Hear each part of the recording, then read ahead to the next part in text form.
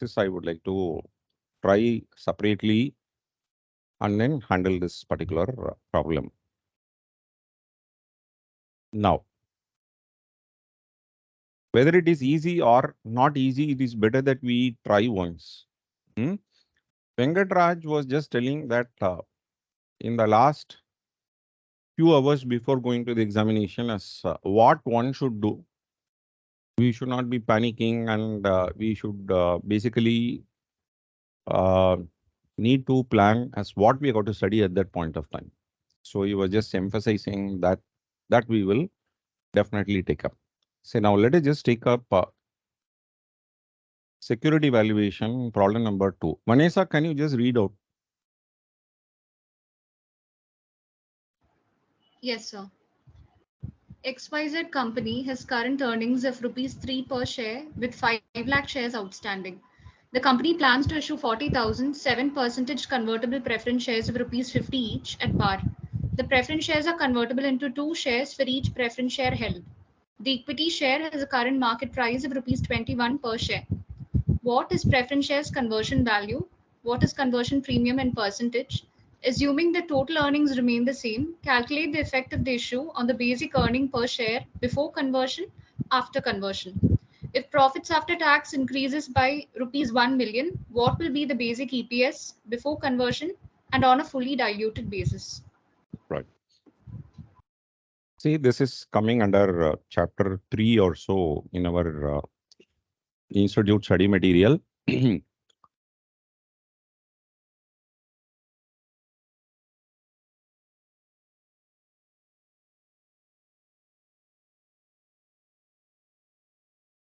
See, the company has a current earning of 3 per share with 500,000 shares outstanding. So that means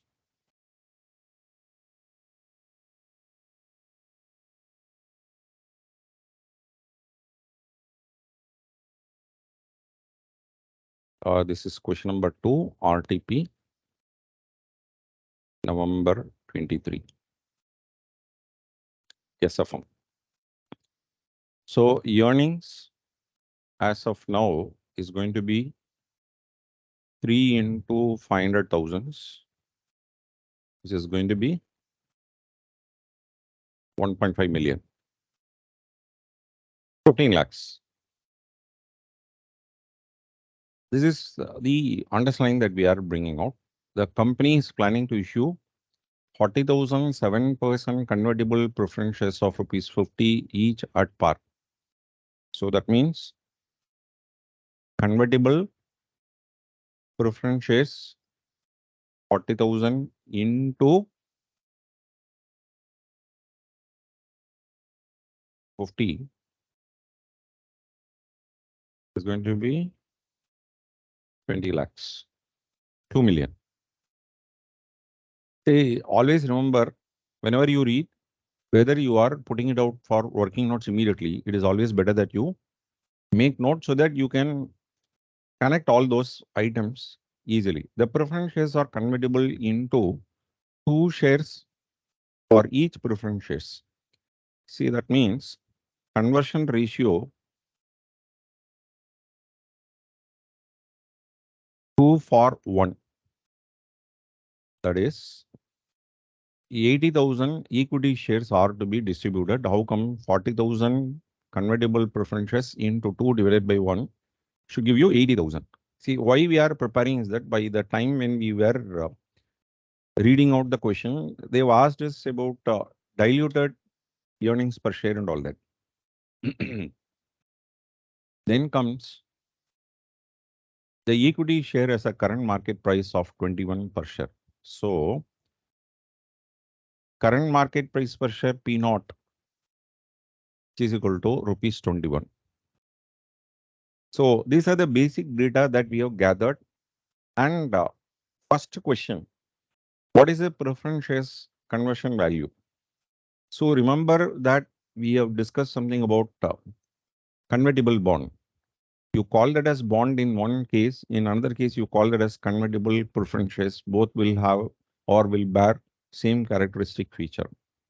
So number 1, conversion value is equal to conversion ratio multiplied by present market price per share 2 by 1 into 21, which is equal to 42.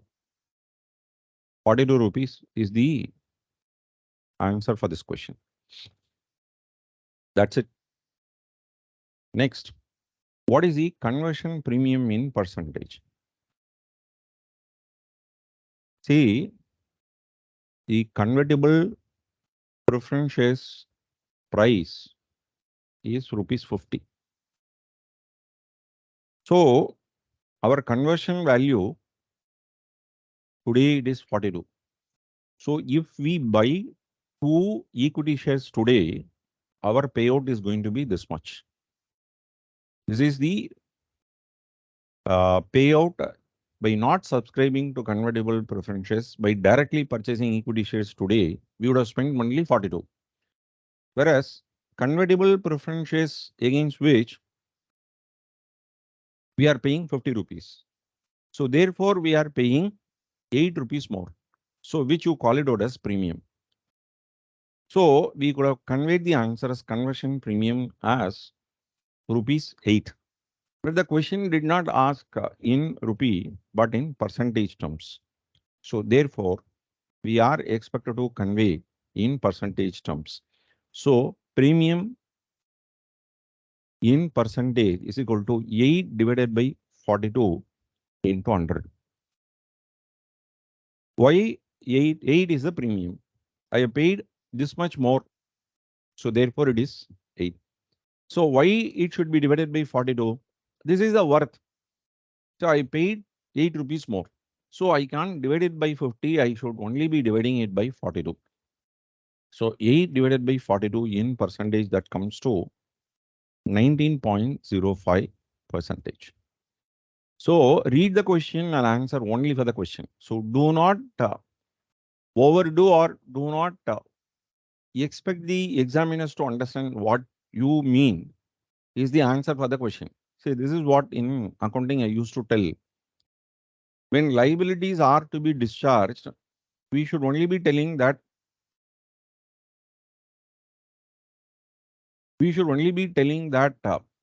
liabilities need not be discharged always in the form of cash.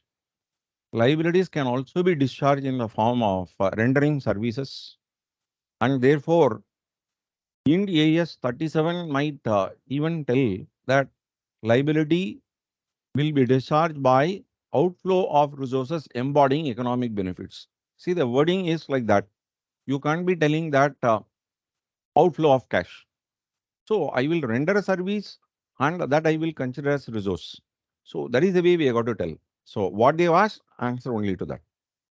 So do not expect them. See, supposing you want to tell something about, say, egg. You got to tell egg as egg only. You cannot be telling in your own words saying that mother of, sorry, extremely sorry, I just put it this way. If you have to tell hen, would mean hen only you got to tell. Don't tell that it is mother of egg. Say by doing that, if you say mother of egg, that you are meaning mother of egg, others can take it up as a snake also. Tortoise also they will be thinking. So your understanding like this way may not be the understanding of the other person. So don't leave any scope for others to speculate. So always remember that you hit the nail on the head only. Next one, assuming that total earnings remaining the same, calculate the effect of the issue on basic earnings per share before conversion and after conversion.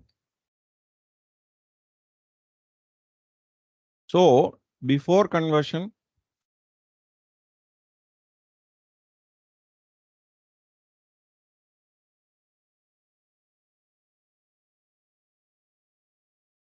why 15 lakhs? Because that is the current earning divided by before conversion would mean it is 5 lakhs. The question is about basic earnings per share. Assuming total earnings remaining the same, it is rupees 3. Is that right? So What they have asked, what they have given in the question, that only they have asked. After conversion.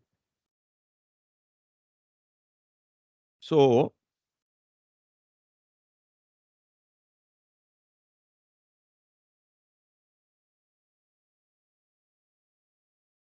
see, in fact, I would just see 15 lakhs minus 7 percentage on 20 lakhs. I will put it this way. Preference dividend 7 percentage on this going to be 140,000.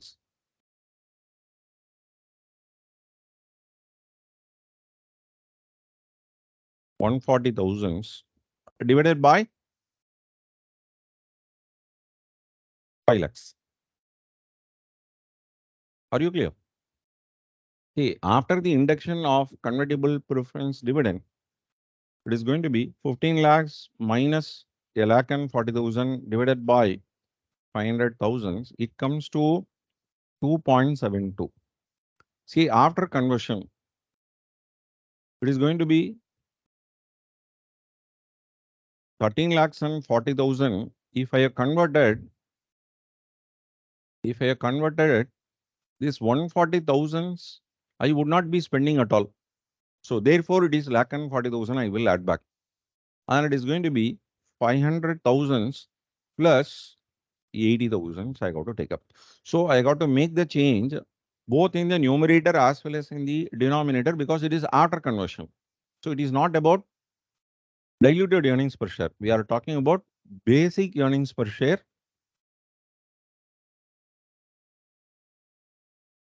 See, it might look like that we are doing diluted earnings per share, but it is not so. So it will be 1.5 million divided by 5 lakh and 80,000. That comes to 2.59. Right. Are you clear? Pavan, are you following? Yes, sir. Right. Next one, item number 4. If profit after taxes, tax increases by a million, that means 10 lakhs. What will be the basic earnings per share before conversion and on fully diluted basis? So that means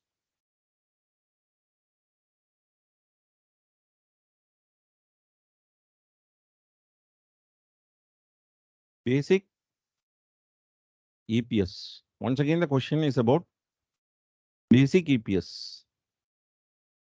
Basic EPS would mean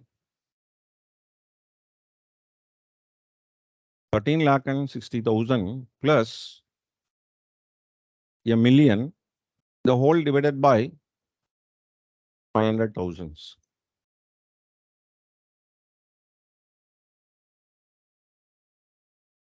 Am I right? 23 lakh 60,000 divided by 500,000. It is 4.72. So basic EPS on fully diluted basis.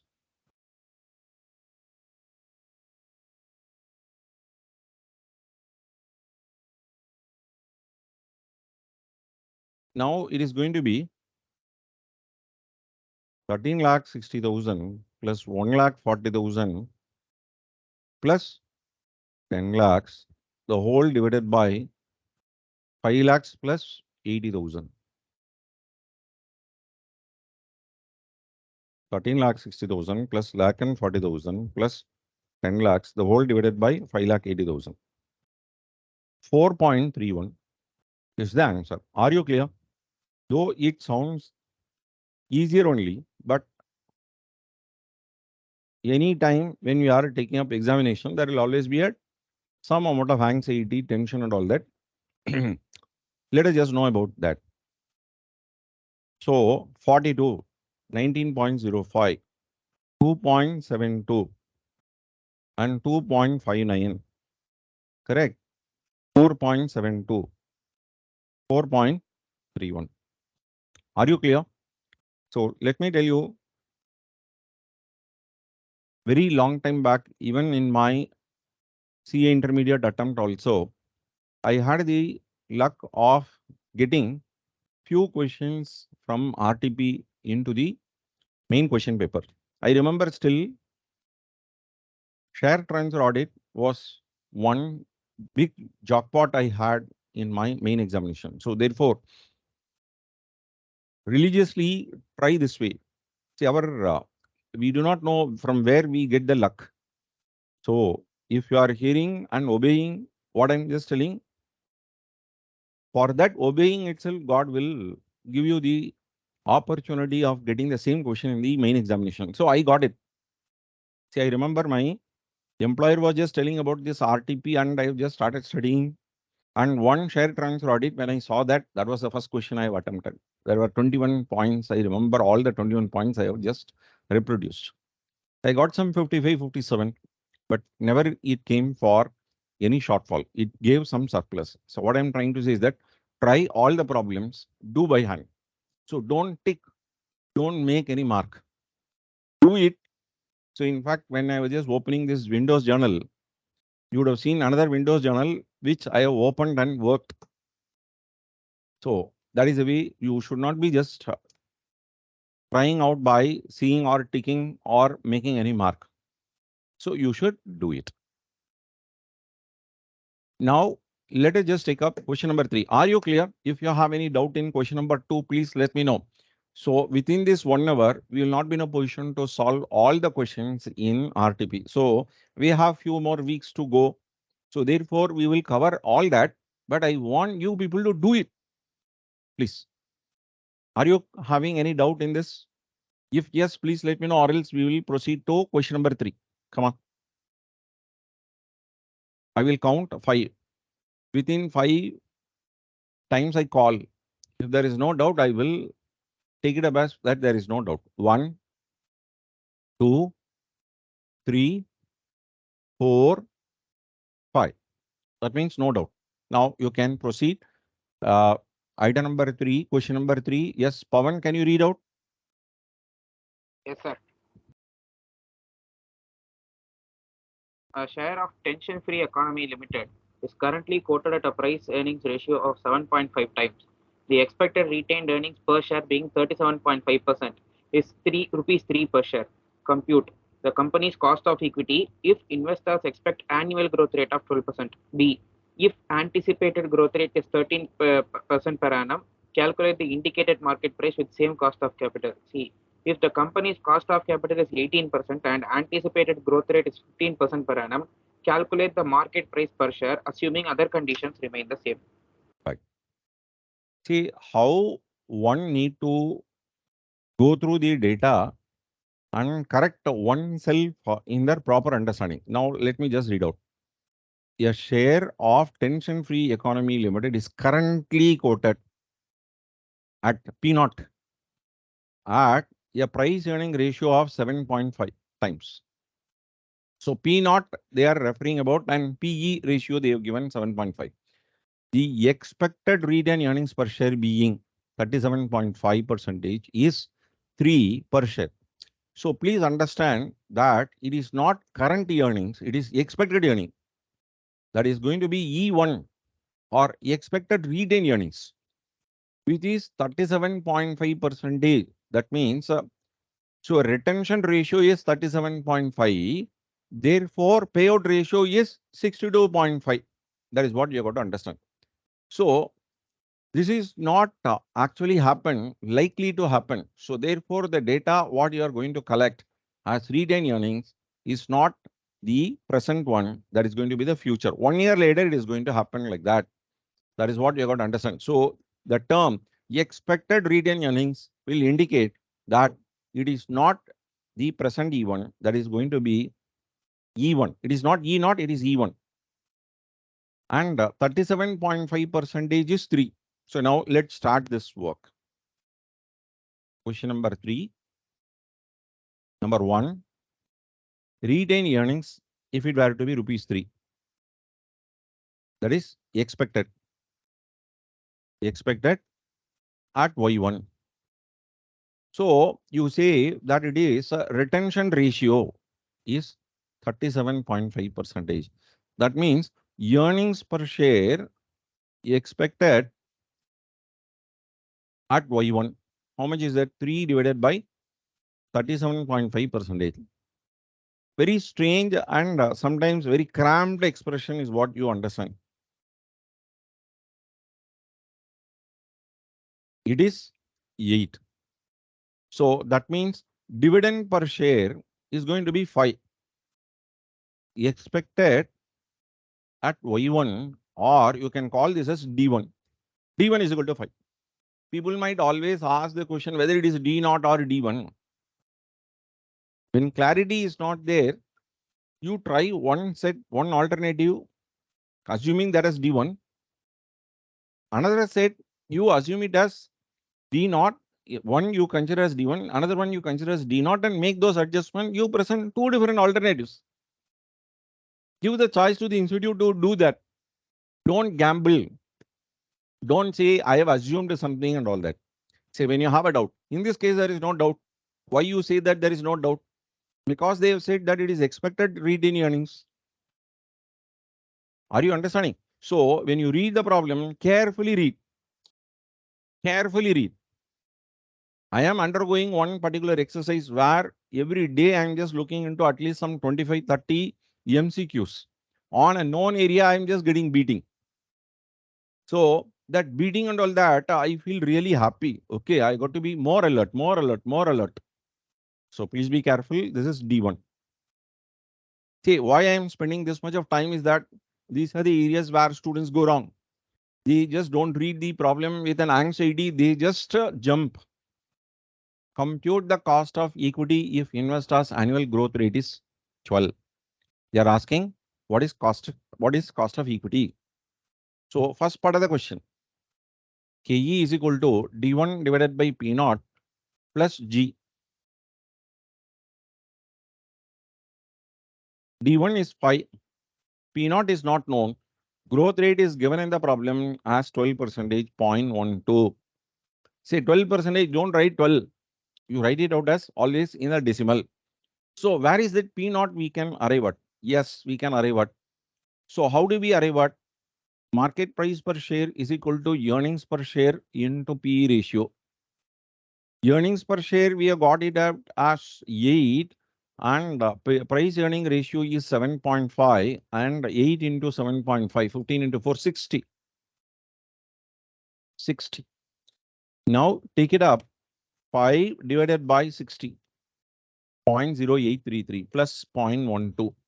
So what is the answer that you get? Answer is 20.33%. This is the answer for the first question. Are you clear? Are you clear? I know that it is a simple question only, but it is not that simple question would mean all of them will get it right. There will always be a chance that more than 50% chance that people go wrong. If anticipated growth rate is 13%, calculate the indicated market price for the same cost of capital. In the second case, they are asking calculate the indicated market price per share. P naught is equal to D1 divided by KE minus G. 5 is D1, KE is 0.2033. Now, there is a change in the growth rate from 12 to 13%, minus 0.13. 5 divided by 0.0733. So it comes to rupees 68.21, right? These are the problems where you can score marks.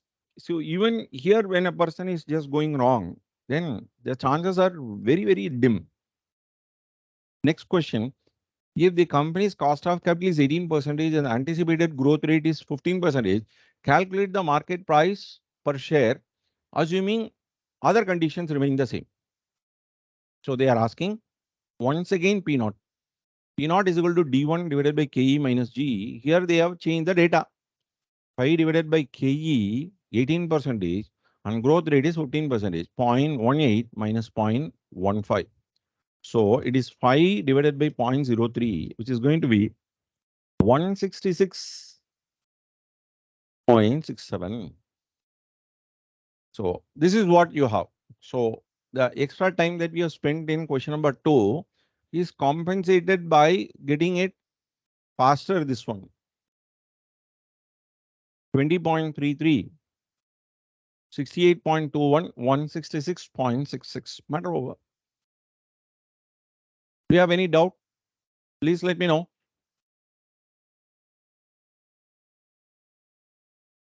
All of you, shall you proceed? Shall you proceed? 1, 2, 3, 4, and 5. No questions raised. I'm giving you an opportunity. You are just not using it. Therefore, there is no doubt. Is what I understand. Question number 4. Rajagopalan, could you read out question number 4? Or Natarajan, can you just read out? Natarajan will read out. Is he there?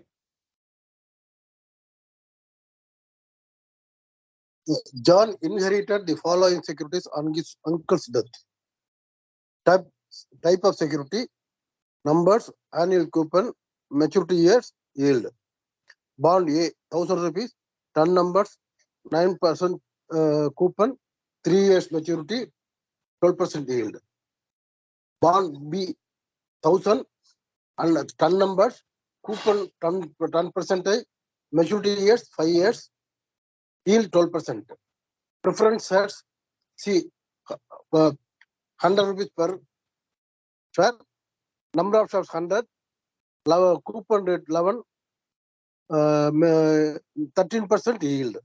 Preference D, 100 rupees per 100 numbers, 12% coupon, yield 13%. Likelihood being called at the premium or over par. Compute the current value of his uncle's portfolio. Present value 12%. Year 1, 2, 3, 4, 5. That you leave. See the question. Where is the question that we have? Compute the current value of his uncle's portfolio.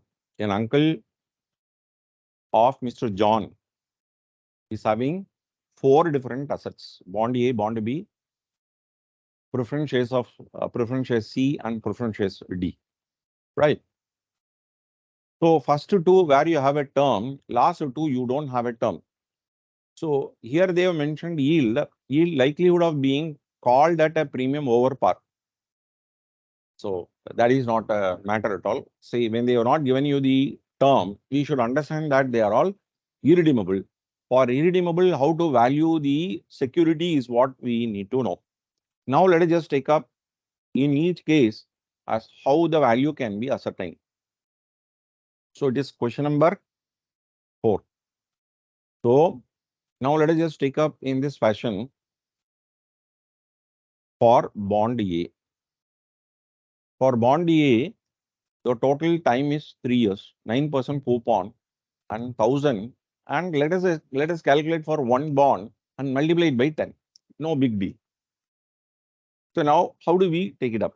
Here 1-3 events are coupons. Cash flow is 9% on 1090.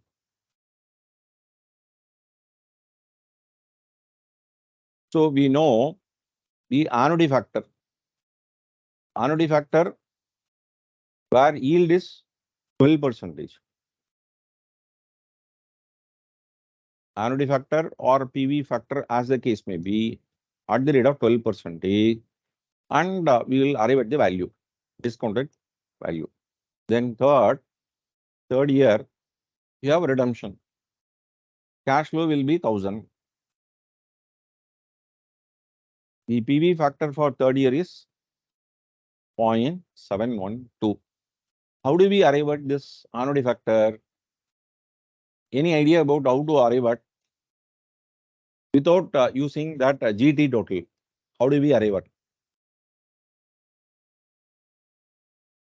1 minus 0.712 divided by 12%. Now let us just find out that is that working. 1 minus 0.712 divided by 0.12. So 2.4. Now let us just arrive at the value. 0.893 plus 0.797 plus 0.712, which comes that way. Are you understanding? All of you, are you understanding as how to arrive at annuity factor through alternative formula? Let me repeat once again. How 2.40 I have arrived at. 1 minus the PV factor of that year, 0.712 divided by 12%. You get the annuity factor directly. Are you understanding? I don't have to use GT function. So sometimes students might say that why should I buy a calculator with a GT? Even I can arrive at in this fashion also. 90 into 2.402, 216.18, 712. So which is 928.18. So how many numbers he is holding? 10 numbers he is holding. Into 10, the value is going to be 9281.80 for bond A. Similarly, bond B, year number 1-5, isn't it? 10% on that is going to be 100 coupon, 100. Annuity factor we can arrive at. Fifth year redemption value coupon is 10%, which is 100, and it is going to be 1000. Fifth year PV factor is 0.567. All these shares are to be redeemed only at par value only. Okay. Unless otherwise stated, it will always be at par. So now let us arrive at this value. 1 minus 0.567 divided by 0.12. So it is 3.608. Let us just check up. Is that true? 1 divided by 0.12. 1, 2, 3, 4, 5. I just get that 1.605 is what I'm just getting. No big deal. 360.50, 567, and it is 927.50 into 10, 9275.00. Is that right? All of you, are you following? Yes, sir. Preference share C. Preference shares C. Since it is irredeemable, it becomes further, there is almost very easy to arrive at. So, price equal to preference dividend divided by yield. That's all, matter over. What is a preference dividend? 11% on 100. 11% on 100 divided by yield is 13%. 0.11 into 100 divided by 0.13.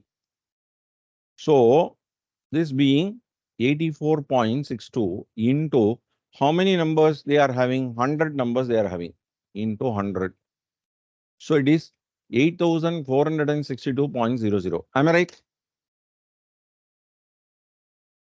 Preference shares D.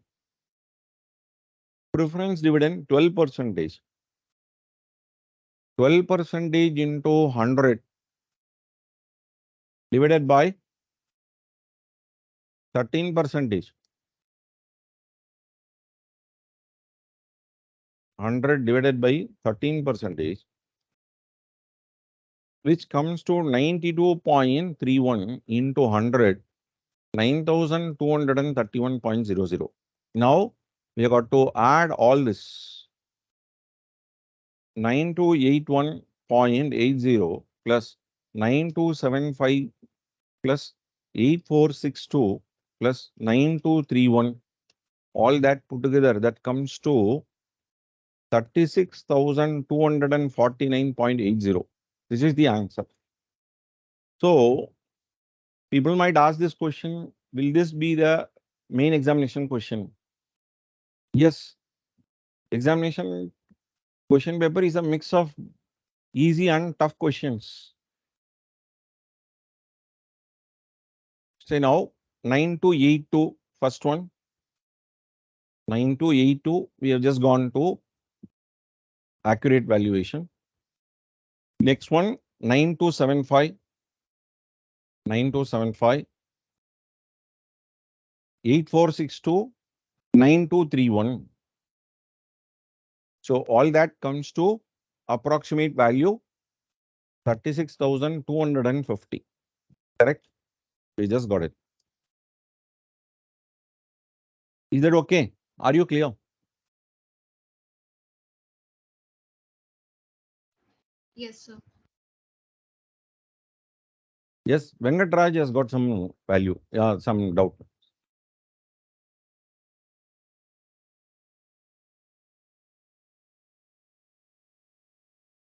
Say, why we are using this formula is the question that he had made. See, understand one important thing in this case is for the last two cases, they have not given you the maturity. That means you should understand that it is irredeemable. For irredeemable, it is like equity only. So how in equity we will work out the price? P naught is equal to D1 divided by KE, isn't it? So instead of D1, here you call it out as a PD, preference dividend. In the form of KE, it is yield. So when the character is going to be the same as that of equity, I will borrow the same formula only. Preference dividend divided by yield, matter over. There is no growth rate that you can expect because the rate of preference dividend is going to be constant throughout the term. Is that right?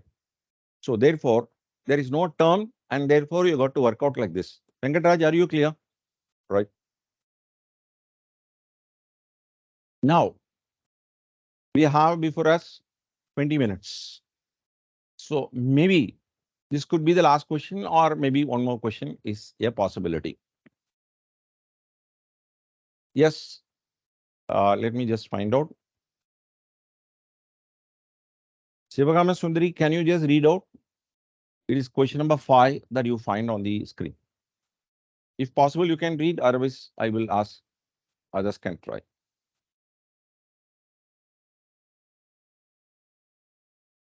I think she has got some problem. Rajagopalan, can you just read out?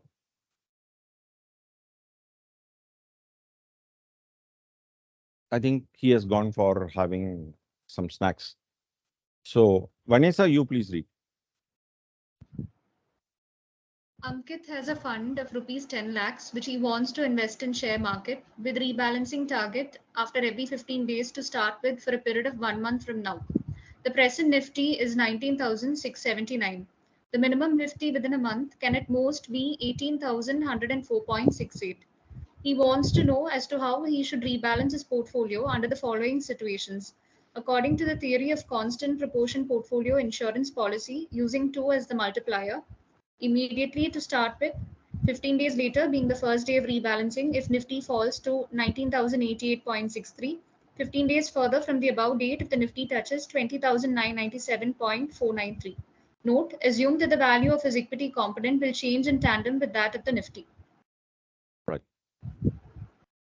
See, first and foremost thing, this problem is not there solved in our institute study material. Maybe once in the past or so, or in one of the earlier RTPs, I have remembered to have seen this. A portfolio person can have hold and there is buy and passive hold. That is, he may have different types of strategy. Constant ratio plan he may keep as a strategy. Passive investment may be another strategy may be adopting. Okay, what do you mean by passive investment? People may not be looking into what is happening to their shares and they will keep on making investment on some systematic basis. And after some point of time, they will not even invest and they will close the chapter in the sense that they will not be investing and they will be waiting for a maturity period, say 3 years, 5 years, and so on. And by that point of time, they just find their investments would have grown to a very great extent. And that point of time, they will exit and make money. This is what practically we call it out as a pillow policy. What do you mean by pillow policy? Say a man will put into his pillow some soft material. Most probably it is going to be a particular sort of cotton which will not emanate heat. So that is what in the pillow he will keep. Likewise, he will put it in the pillow and man will not really worry what is there in the pillow. Once he is getting good sleep and after that he will not look into where pillow is. Next time when he wants is only when he wants to sleep. Likewise, a person who is having some investable amount will make investment and there is invest and passive hold policy where he will not be doing this, making that is looking into changes and making adjustment and all that he will not be doing.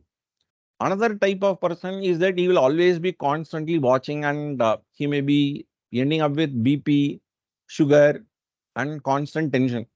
Why? Because he is innovating. He is looking into what has happened to the price.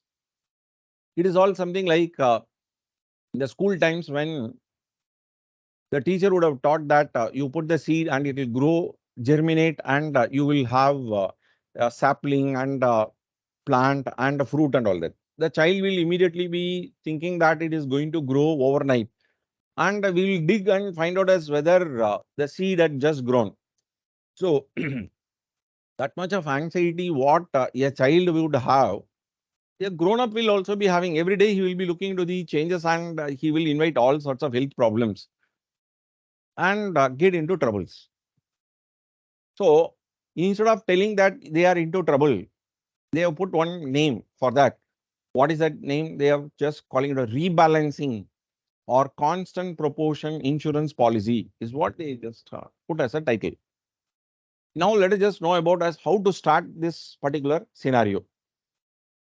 So we need to know what is the utility value of these two as a multiplier, where to start, how to make presentation, what is going to be our final solution.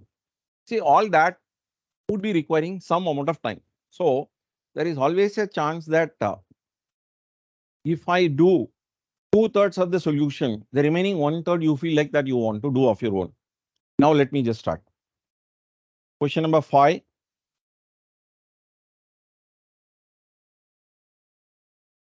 Say a person who is having 10 lakhs for investment and he wants to make change every 15 days. See, the one that I was just referring about, the school student sort of approach, every day he will be doing. Instead of doing every day, every 15 days, he will look into us what has happened. And this is likely to go for a period of 1 month. That is 2 times it is going to happen. Presently, the Nifty is 19,679. The minimum Nifty within a month is expected to be 18,104.68. It is only an expectation that the Nifty is likely to fall. So, what is the percentage of fall? Firstly, we will find out. Because when investment is to be made in fixed deposit of a bank, why would I just look into the Nifty? So that means a person wants to invest in share market. That's very important. If a person wants to invest in company's deposit, if a person wants to do it in post office deposit, why would he look into Nifty? No need. So they have mentioned it very clearly that he wants to put it in share market. Therefore, Nifty becomes a very important factor to consider. So present Nifty is 19,679. Expected to happen in a month's time 18,104.68. Say all this only expectation. So minimum with the call at most B. So the difference is going to be a loss, right? How much is that difference going to be a loss? 19,679 minus 18,104.68. It comes to 1574.32. You express that in terms of percentage. Percentage of loss. 1574.32 divided by 19,679 into 100. Can you tell what is the number that you would lose in terms of percentage? 8. It comes to 8%. So that means a person, that is a person who is bringing about an investment entire 10 lakhs into this stock market is likely to lose 8% in a month's time. Because whenever we tell something, we have to think the worst possibility to make the person take precautionary measures. So therefore, when we tell a term fire, it is not going to burn our system. So fire means we are telling that you have to be careful. So what will be the value of the portfolio? Value of the portfolio or portfolio value month later, M1 is going to be 10 lakhs minus 8% into 10 lakhs, which is going to 9 lakh and 20,000. Correct? So what is the initial investment? Initial investment is 10 lakhs. There is going to be a loss to the extent of 80,000, which we could arrive at in this fashion 8% on 10 lakhs. No problem. You can arrive at in a different way also. What is the multiplier effect? Here is a place where you know the importance of multiplier. Multiplier would mean it is 2. That means you are expected to invest in equity shares only to the extent of 1,60,000. 80,000 into 2. If it were to be 3, 80,000 into 3, 2,40,000. If it were to be 1, 80,000 into 1, 80,000. In this case, multiplier effect is 2. Investment in equity share is going to be 160,000. He need not invest the entire 10 lakhs there. The remaining amount is to be kept in risk-free security. Risk-free security investment is 10 lakhs minus 1,60,000. How much it comes to? 8,40,000.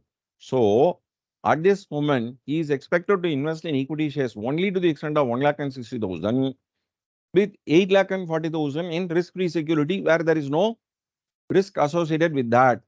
So now we have answered the first part of the question. So using immediately to start with, what exactly is the question? Question is a bit difficult to gauge. So there is no question mark that you have. So they say he wants to know how he should rebalance. So immediately to start with 160,000, he has got to keep it in equity security instead of putting the entire 10 lakhs into equity security.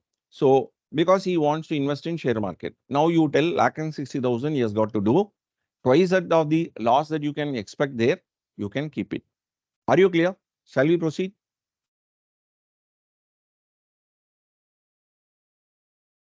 All of you, are you clear? Shall we proceed? Vanessa, Yes, sir. Yes, sir. Pavan, Natarajan, Yes, sir. Rajagopalan, are you clear? Yes, sir. Yes, sir. Right. Second, this is for immediate. First part.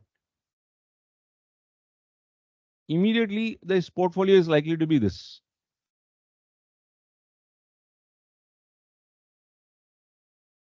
Say, like in cinema, 15 days later.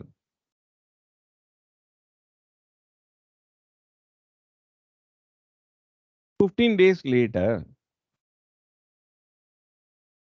15 days later, what is happening is that your Nifty falls from 19,679 to 19,088.63.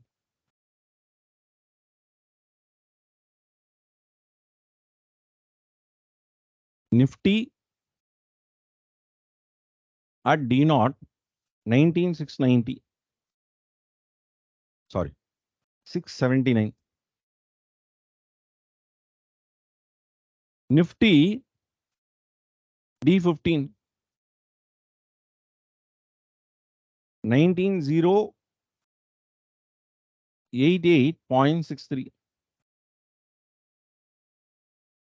So, what would be the value of investment in equity? This is expected to be 1,60,000 multiplied by 19,088.63 divided by 19,679. How much is that? Can you just give me the number? 160,000 into 19,088.63 divided by 19,679.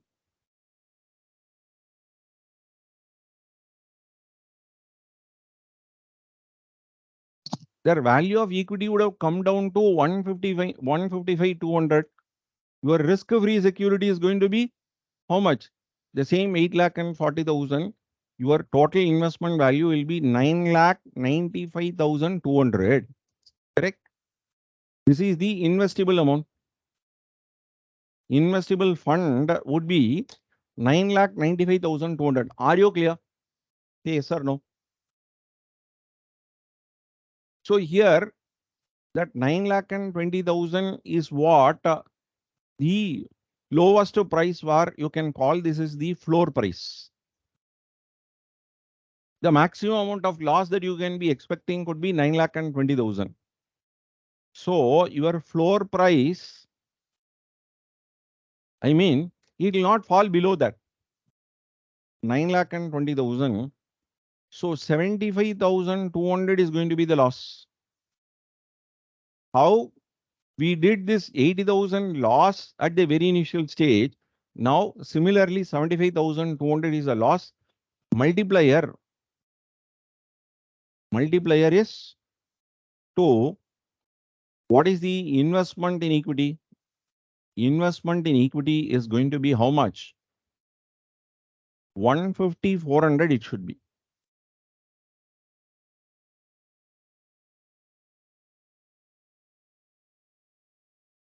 Are you understanding? What should be your risk-free security? Risk-free security will be 995, 200 minus 150, 400. I got to rebalance. No, I got to rebalance. My investable amount is 995, 200. Out of that, it is 150, 400 only I should keep it in equity. Because the fall had just come, I cannot keep 155, 200. I should only be reducing. So 995, 200 minus 150, 400. How much is that I should be keeping in risk-free security? 844, 800. And therefore, I will have 995, 200. This is rebalanced. Rebalanced portfolio. Are you understanding all of you? Say yes or no. Natarajan, Pavan, Yes. Vanessa, Rajagopalan, Yes, sir. Kurian, Yes, sir. Yes, sir. and Yes, sir. Shashi Kumar. Right. See now, 15 days later, now 30 days later.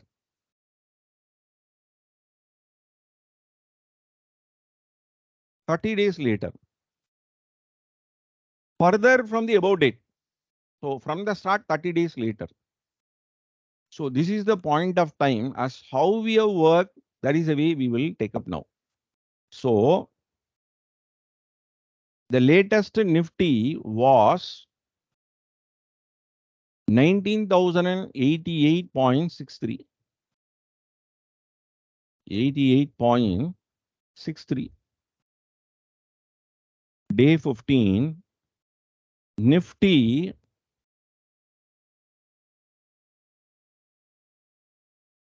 Day 30 is going to be how much? 20,997.493. The difference is going to be, in this case, gain, but value of Nifty we have to find out. Sorry, value of equity share. How do you arrive at 150,400 multiplied by 20,997.493 divided by 19,088.63. 150,400 into 20,997.493 divided by 19,088.63. So how much you end up with? 165,440. So in your case, you have risk-free is 844,800. Risk-free is this. 10,10,240. 10,10,240. So your floor price is 9,20,000.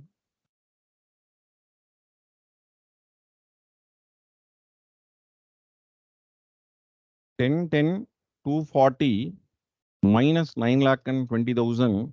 That gives me 90,240. When shares are moving, I will bring out lot of investments. So multiplier is 2.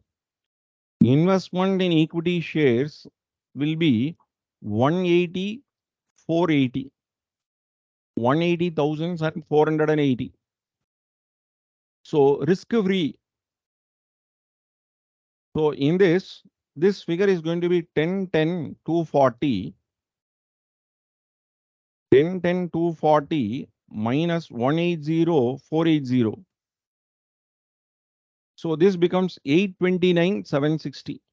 Is that clear? So your total resources will be same. You are going to rebalance according to this computation. So therefore, from 165,440, you got to bring out this investment, and from risk-free investment, you got to sell it off and do this operation. Is that clear? Now it is 5 o'clock. We have just done problem number 2, 3, 4, and 5. 4 problems we could just do that. Let us just see as what exactly they have made up as a presentation. So 8% floor value 920 and 995 200. Do you remember 844 800? Just 1010 240 and revised equity 180 480 and 829 760. 829 760. This is the balancing figure. That is the way you just got it. And 15,040 is nothing but the difference between this two, or difference between these two. Are you clear? Mark it out as very, very important for your examination. Is that clear, all of you? So with that, this week program on SFM is getting over, and we will be meeting, and we will stop recording at this point for SFM. And for FR, I will tell you in that particular class, I will tell you as how you got to prepare for the last few days. Yeah. Okay. Thank you. Now I will stop for a moment.